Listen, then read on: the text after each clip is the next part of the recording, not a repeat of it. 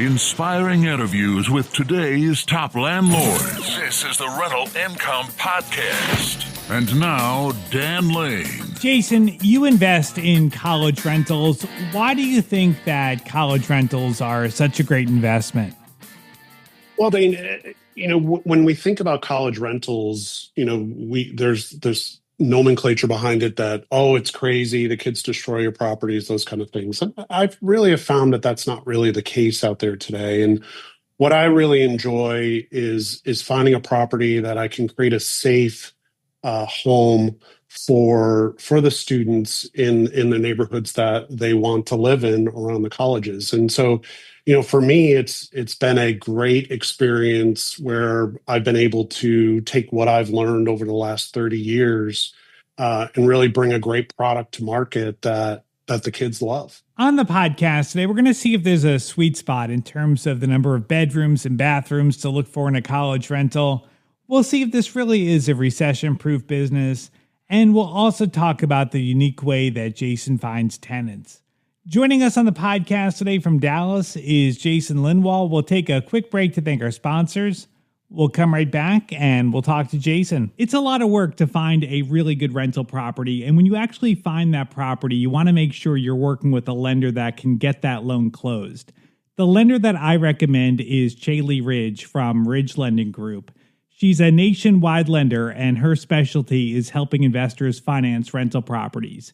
She has a ton of loan programs, and she can find something customized to you for your situation.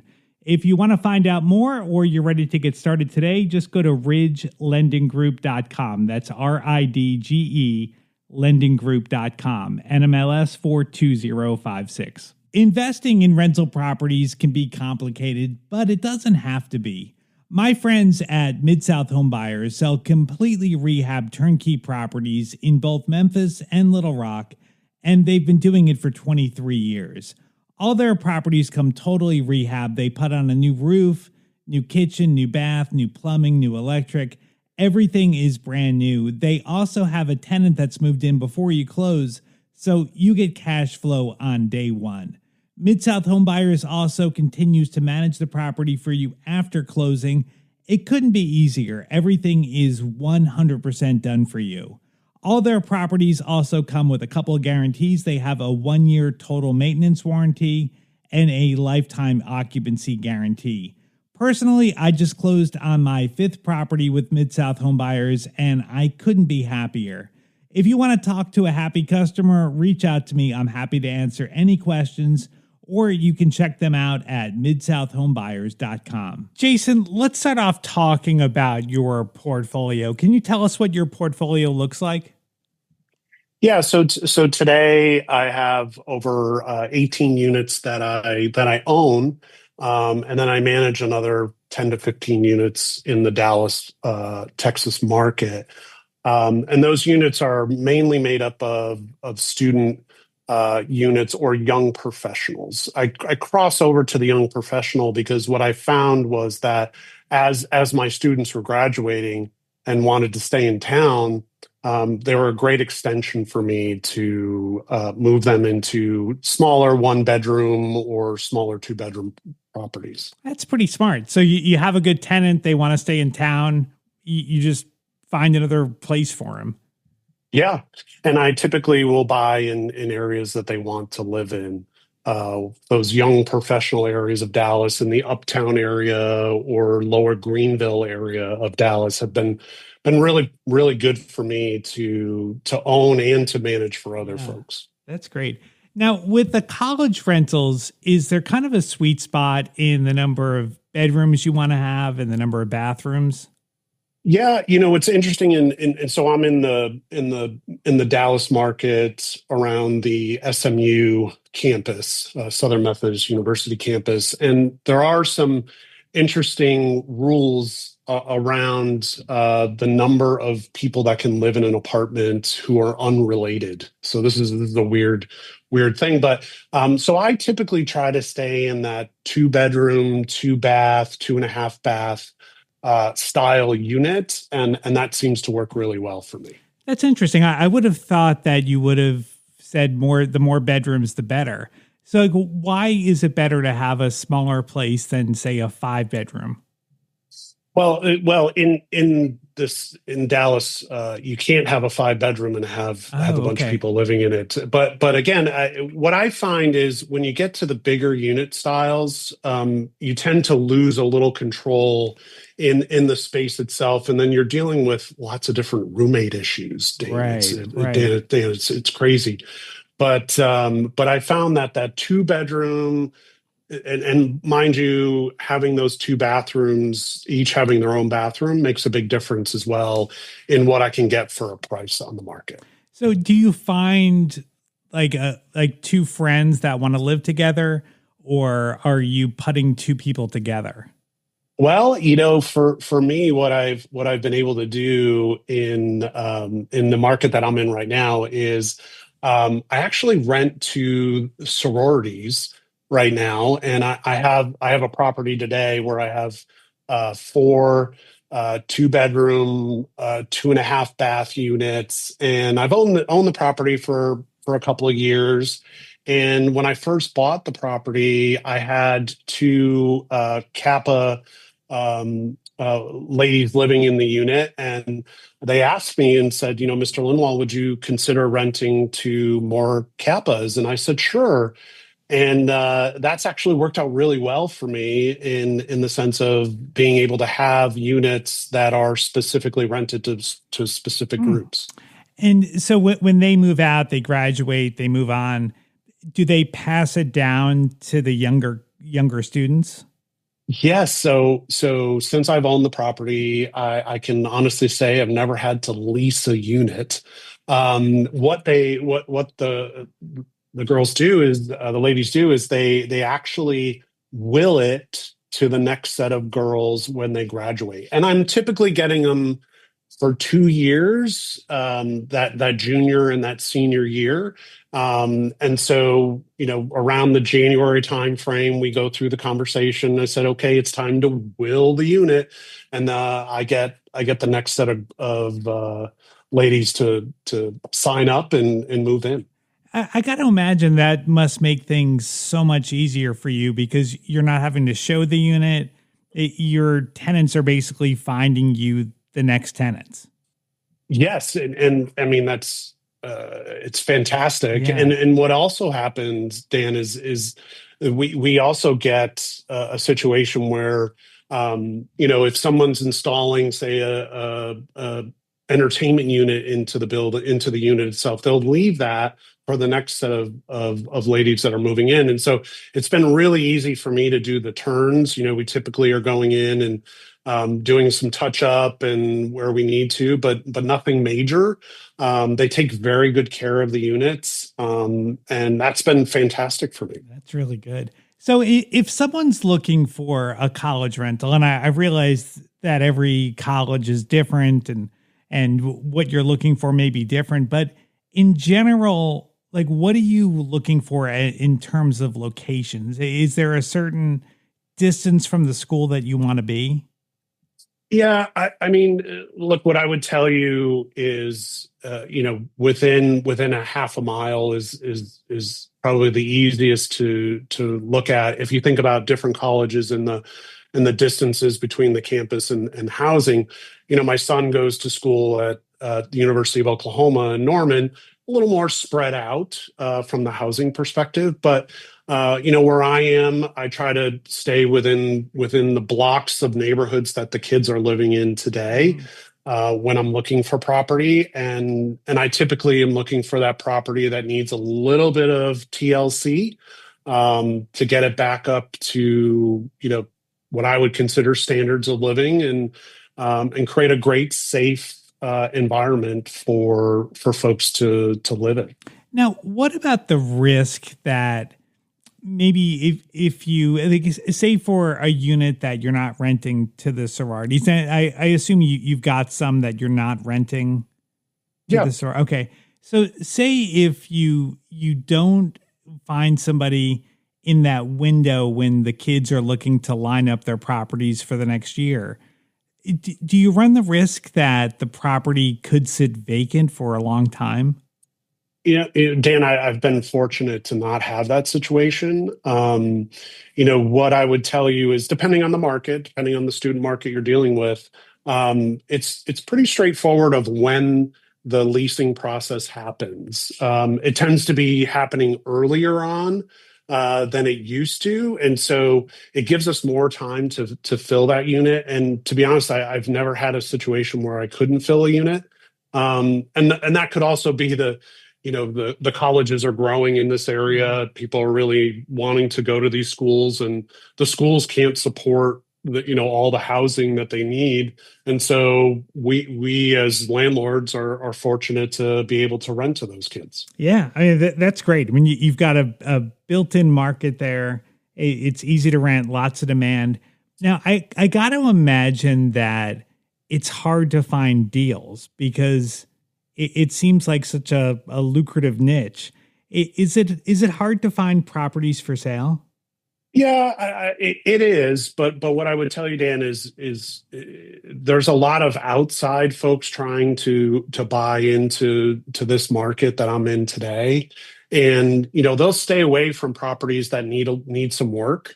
And so, like I said, I try to find a property that really hasn't been maintained well, could just needs that TLC, and so what I've been able to find over the years is I've been able to find those properties that just really weren't taken care of, and give them that lift that they need. And so it hasn't been super hard to find something when I needed it, but yeah, I mean, real estate in general in this market is tough, just because of the demands that are happening in this market today. We had someone on the podcast a while back that was doing college rentals.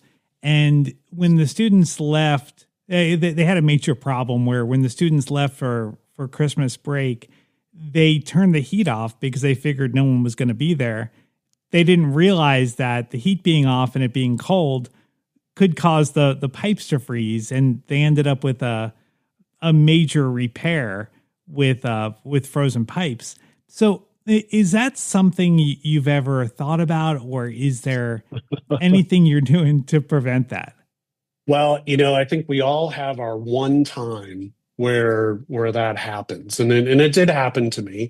I did have a property where there was a gap somewhere, and cold air was getting in, and we had a pipe freeze and a pipe break. So, and you're right, Dan, the heat was turned off, and it was an issue. So what I've done in my properties is I've invested, just a little bit of money. It's not super expensive to do this. But I invested a little bit of money to where I'm putting in smart thermostats that I can see myself as a landlord. Not that I control them when the students are there, but it's when the students aren't there that I control them. And just as much in the winter when the pipes are freezing. In the summertime, if it's too warm, we can have other issues related to warping of windows and other issues that we can run into with the extreme heat. So I've invested some money there. I invested in electronic locks because students are famous for losing keys as well. And so I have electronic locks on every one of my doors, and I've got the electronic thermostat or the smart thermostats as well. And it's made a huge difference in how I can manage those properties better. That's really smart. So the kids just have a code to get in? Yeah, so the kids get a code on the way in, and that code stays with them the whole time they're in the unit itself. And it also helps when we're doing maintenance work as well, because we can identify who's going in and out of the units.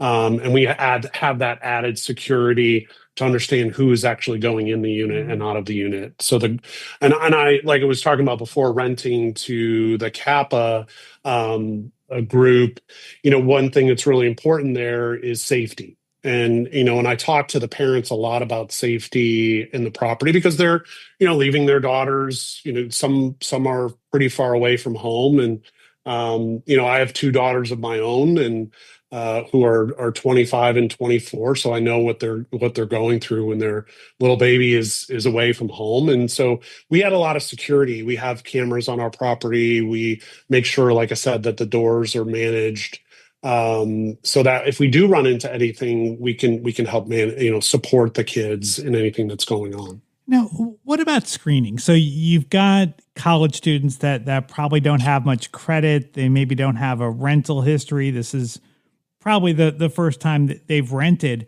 How do you screen to make sure that this is someone that's going to be able to pay the rent?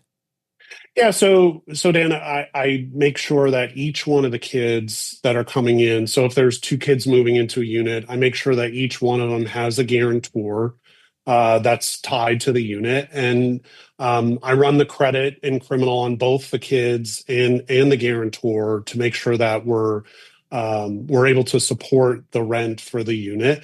And the reason to run the kids too is, to find any kind of issues we may run into from a criminal side of things. If there was to be an issue there, we would be able to see that in that perspective.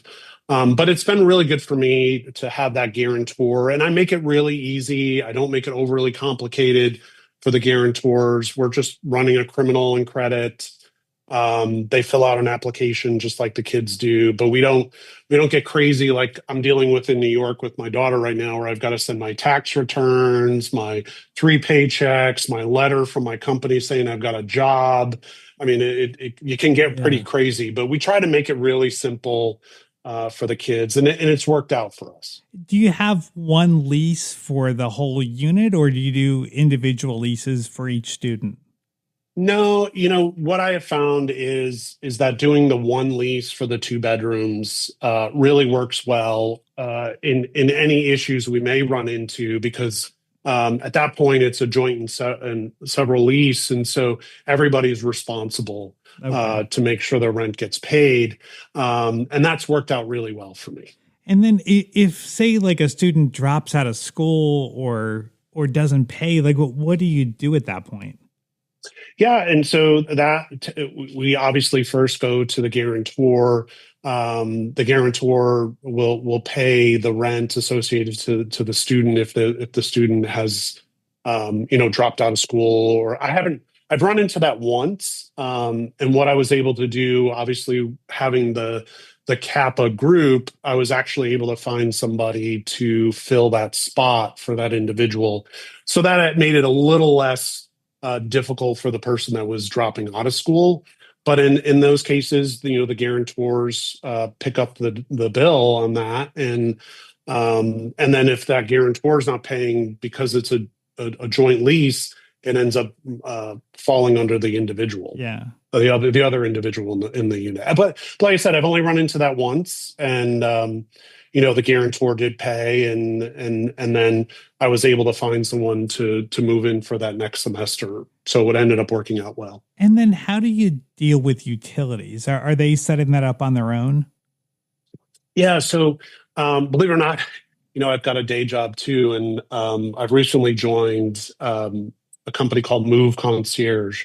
And what we do in Move Concierge is we help individuals when they're going through that move to set up their internet, their security, their TV, their utilities, and really help them make that process really easy.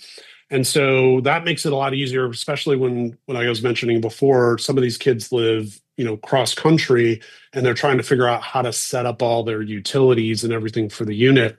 And so we use Move Concierge to help set all that up today. And it works really great. Yeah. Works really great. And then as far as making sure that you're not renting just to someone that's going to turn the property into the party house of the campus, is that not really a concern because this is an apartment and not a house? Like, do you think that lowers your risk? It does a little bit, but what I would tell you, like in my case where I've got that group of Kappa folks, I think one of the things I talk to the ladies about is that, look, this is a home in a neighborhood, and Let's make sure to manage it that way. And it's okay if they have friends over, and as long as it doesn't get out of control. But what I found is, the group of girls that are renting there, they really make it their own, and they don't want to see a situation where it gets out of control. Right. And they've been really good about paying attention to that. Yeah. And so have I. I live in the neighborhood, right? So I live around the corner. So if I'm driving by and I see a bunch of things happening, I may stop in and say, "Hey, how's everything going?" Right. Stop Right. by. Now, you've got some regular rentals that aren't student rentals. Like, would you say that the student rentals are harder to manage? Like, maybe are you having to maybe hold their hand a little bit more than a traditional rental? Yeah, I would say it's a little bit on the even side, because I'm renting, students, but then also to young professionals. Even the young professionals are really learning for their first or second time of having a place to live, and so, but we provide a great service, and it really makes a big difference for them to have a landlord that actually cares, and it is able to support them in the use of the property. And so we haven't really run into anything major there. It's really, there is some education of the different mechanical systems in a property, whether it's your HVAC system or your plumbing system. You just got to pay attention to those things. And I have taught a few people how to wash their clothes. I can say, but that's always the fun one where you say, this lint thing in the dryer, yeah, you got to take that out, and you got to take all this stuff out of that. And they're like, oh, okay. And then I say, I know you don't do laundry at home. So it's always interesting. Now, tell us more about what you're doing today. So you mentioned Move Concierge earlier. Tell us about what you're doing. We've really created a mind-blowing customer experience for the folks that we're dealing with. And because it's a super stressful time of that move, you're trying to buy a home or you're renting a home, you're making a big financial decision. And then we're able to help you set all those services up for your home in a simple 30-minute phone call versus making that 10 to 12 different phone calls. Who do I use for this? Who do I use for that?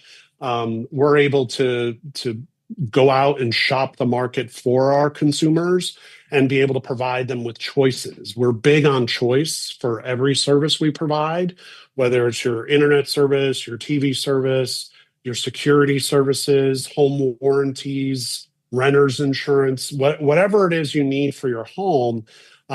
We've gone out and done that shopping for you, and we're able to present to you the options in your market. And we're a national firm. We support over 20,000 home moves a month in our business today. And so we definitely deal with a lot of folks buying homes and renting homes. It's an interesting idea for a business. If you want to learn more, I've got a link to Jason's website on my website. You can find it at rentalincomepodcast.com/episode 521.